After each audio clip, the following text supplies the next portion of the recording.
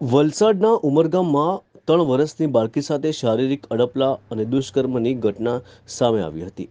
એક મુસ્લિમ યુવાન દ્વારા આ નાની માસૂમ બાળકીને પીંખી નાખી અને ભાગી ગયો હતો. ઉમરગામમાં બાળકી સાથે શારીરિક અડપલા દુષ્કર્મની ઘટના બાદ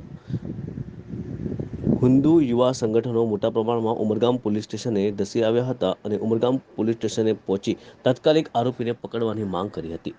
પોલીસ સૂત્રો પાસેથી મળતી વિગત મુજબ ઉમરગામના દેવધામ વિસ્તારમાં એક પરિવારની 2.5 વર્ષની બાળકી પર પડોશમાં રહેતા અને દીકરીના પિતા સાથે થોડાક દિવસો અગાઉ સંપર્કમાં આવેલા એક મુસ્લિમ પરપ્રાંતીય યુવાને નજર બગાડી હતી. આ યુવાને બાળકી સાથે દુષ્કર્મ આચર્યું હતું.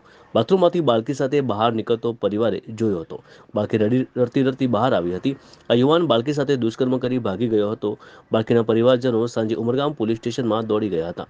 ત્યારબાદ વલસાડ પોલીસે ગણતરીના કલાકોમાં આરોપીને ઝડપી પાડ્યો હતો અને ઉમરગામ વિસ્તારમાં લોકોએ 28/8/2024ના રોજ સ્વયંભૂ બંધ રાખી અને બાળકીને ન્યાય મળે અને ગુનેગારને કડકમાં કડક સજા થાય તેવી અપીલ કરી હતી.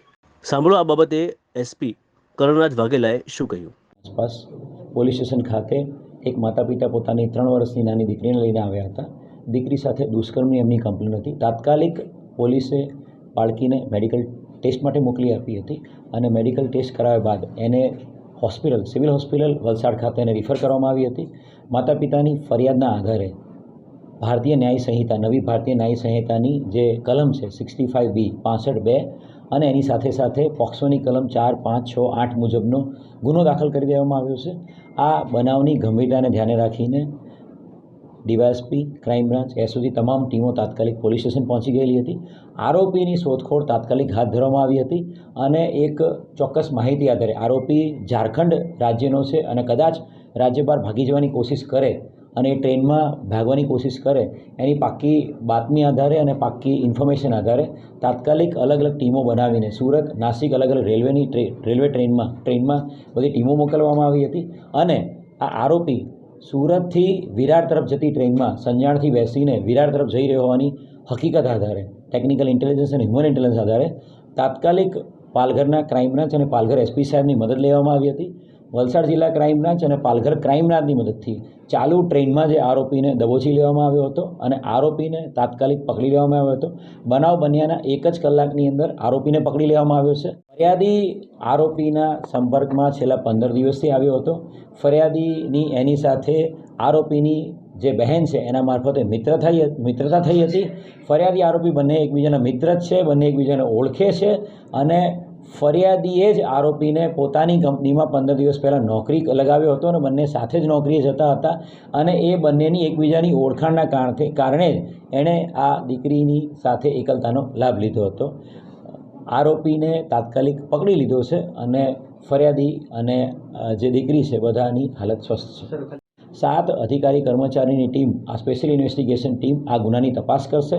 વહેલામાં વહેલી તકે તપાસ પૂર્ણ કરી આગામી 2 વીકમાં આ ગુનાના કામે ચાર્જશીટ કરી દેવામાં આવશે અને આ ગુનામાં સ્પેશિયલ પબ્લિક પ્રોસિક્યુટર નિમણૂક કરીને ફાસ્ટ-ટ્રેક કોર્ટમાં કેસ ચલાવીને વહેલામાં વહેલી તકે સજા થાય એવો પ્રયત્ન વલસાડ જિલ્લા પોલીસનો રહેશે. વલસાડ જિલ્લા પોલીસ દ્વારા તમામ બનતો પ્રયત્ન આરોપીને પકડવામાં કરવામાં આવ્યો હતો અને એની સાથે સાથે બાળકીની પણ તબિયત પ્રોપર રહે એના માટે તાત્કાલિક એના મેડિકલ પણ કરવામાં આવ્યું હતું. વલસાડ જિલ્લા પોલીસે પૂરતી કામગીરી કરી એના કારણે જ આરોપી 1 કલાકની અંદર પકડાઈ ગયો છે. ઘણા બધા લોકો દ્વારા અફવાઓ ફેલાવવામાં આવી રહી છે. ઘણા બધા લોકો ગેરસમજ અને ગેરમાર્ગે દોરાયા છે. હું તમામ મીડિયા મિત્રોના માધ્યમથી વલસાડ જિલ્લાની જનતાને અને ઉમરગામની જનતાને નમ્ર અપીલ કરીશ કે કોઈપણ વ્યક્તિ, મારો ઉમરગામનો વ્યક્તિ કે મારો વલસાડ જિલ્લાનો વ્યક્તિ ગેરમાર્ગે ના દોરાય.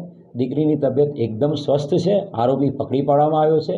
એસઆઈટીની ટીમ તમામ સાંયોગિક પુરાવા, તમામ વૈજ્ઞાનિક પુરાવા, તમામ ટેકનિકલ પુરાવા એકઠા કરીને પ્રોપર એવિડન્સ સાથે ચાર્જશીટ કરશે જેથી કરીને આરોપીને સખતમાં સખત સજા થઈ શકે. કલમ 65(2) વધુમાં વધુ ફાંસીની સજાની જોગવાઈ કરવામાં આવેલી છે અને એ જ કલમનો આની અંદર પોક્સોની કલમ 4, 5, 6, 8 અને કલમ 65(2)ની સાથે ગુનો દાખલ કરવામાં આવ્યો છે. અમારી ચેનલ ગુજરાત કારોબારને સબસ્ક્રાઇબ કરો, બેલ આઇકોન દબાવી ઓલ પર ક્લિક કરો જેથી આવનાર અમારા નવા ન્યૂઝ અપડેટ્સની નોટિફિકેશન આપ સુધી સૌથી પહેલાં પહોંચે.